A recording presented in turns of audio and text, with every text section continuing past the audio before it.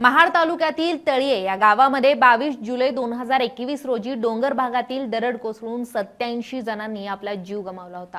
राज्य सरकारने या दरड दुर्घटनेमध्ये मृत्यू झालेल्या व्यक्तींच्या कुटुंबांना मदत जाहीर करून सर्व कुटुंबाचे पुनर्वसन करण्याचा निर्णय घेतला।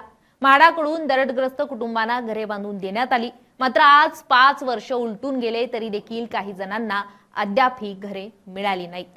दरडग्रस्त कुटुंबातील व्यक्तींना घर न मिळाल्यामुळे त्यांच्यावर कंटेनरमध्ये राहण्याची वेळ आली आहे। तळीये बौद्धवाडी येथील गंगावणे कुटुंब आजही घरापासून वंचित आहे। सतत म्हाडा येथील तहसील कार्यालयामध्ये घरासाठी पाठपुरावा करून देखील घर न मिळाल्यामुळे या कुटुंबावर आता चक्क उघड्यावर राहण्याची वेळ आली आहे। गावातील दरडग्रस्त कमिटीवर असणारे नथू कोंढाळकर हे आमच्याशी जातीवाद करीत असून त्यांच्यामुळे आजही आम्हाला घर मिळत नाही। गावामध्ये ज्या लोकांना घराची गरज नाही त्या लोकांना घर मिळाली असून शासनाने आम्हाला जोपर्यंत घर मिळत नाही तोपर्यंत तात्पुरता निवारा उपलब्ध करून द्यावा अशी मागणी गंगावणे कुटुंबाकडून करण्यात आली आहे। शासनाने आम्हाला कायमस्वरूपी घर व तात्पुरता निवारा उपलब्ध करून न दिल्यास डॉक्टर बाबासाहेब आंबेडकर यांच्या जयंतीनिमित्त आम्ही उपोषण करू असा इशारा दरडग्रस्त गंगावणे कुटुंबांनी दिलाय। माझं नाव अनिल सकाराम गंगावणे। हे 22 जुलै 2021ला जी घटना झाली त्याच्यामध्ये मी स्वतः सापडलेलो आणि शासनाकडे मी वारंवार तक्रार करून माझ्या घरासाठी तळीये बौद्धवाडीमध्ये माझं घर होतं पहिलं जुनं, आणि आता 4 वर्षात मी शासनाकडे मागणी करतोय की मला हक्काचं घर मिळावं म्हणून। हक्काचं घर शासन देत नाही ते देत नाही। मी त्यांना अजून एवढं विनंती केली की साहेब तुम्ही मला हक्काचं घर देत नाही, तुम्ही तात्पुरतं मला निवारा द्या पहिला। 4 वर्षात तरी मी पाठपुरावा करू अजूनपर्यंत मला त्याने की शासनाने काय माझ्याकडे लक्ष देत नाही। आता हा कंटेनर तुटला, ह्याच्यामध्ये राहणार कसं? त्यामध्ये लाईट पण नाही, मीटर पण नेला काढून, त्याचं पाणी पण नाही। माझे 2 मुलं बायकोला घेऊन ह्याच्यामध्ये राहणार कसा मी?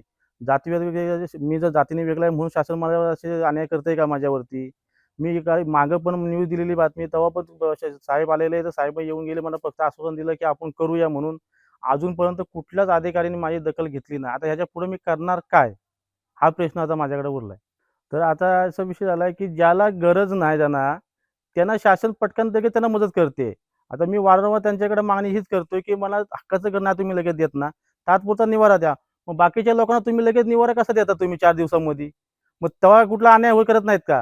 हे जातीने वेगळे आहे म्हणून तुम्ही माझ्यावर अन्याय करताय का? असा पण विषय होतोय ना। माझं नाव सोनाली अनिल गंगावणे।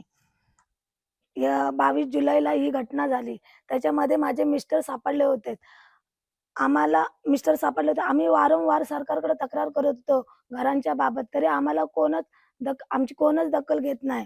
कंटेनर आम्हाला दिलेला राहायला कंटेनर फुटलाय। माझी 2 लहान मुलं आहेत, त्यांना घेऊन मी कुठे राहणार? मी वारंवार सरपंचांना, अध्यक्षांना, परत तहसीलदार साहेब, प्रांत साहेब यांच्याकडे वारंवार तक्रार करत असताना कोण आमच्यावर दखल घेत नाही।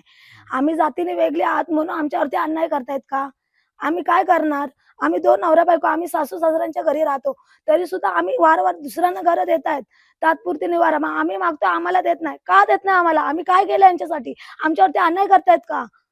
आम्ही काय करू मग? जातीने वेगळी आहे म्हणून ही लोक आम्हाला अशी करतायत का? ते तुम्ही जाता सरकारने आम्हाला, सरपंच पण दखल घेत नाही, तहसीलदार पण दखल घेत नाही, कोणच नाही आमची दखल घेत। मी बाई माणूस 2 पोरांना घरामध्ये घेऊन कशी राहणार? लाईट मीटर पण नाही, लाईट पण नाही, बाहेर कालोख असतो। म्हणून त्याच्यासाठी मी माझ्या सासरी राहते, सासऱ्यांजवळ बेडरूम मध्ये मला राहायला दिलंय। मग बेडरूम मध्ये राहिलं तिथं पण आमचं पटत नाही। मग आता मी कुठं जाणार? वारंवार तक्रार करते तरी माझ्यावरती कोणच लक्ष देत नाही। मी जातीने वेगळी आहे त्याच्यामुळे माझ्यावरती अन्याय करतात का? दुसऱ्यांना, त्यांच्या जातीतल्या लोकांना कशी ती लोक लगेच पटकन करून देतात, अध्यक्ष, उपसरपंच, गावातले अधिकारी।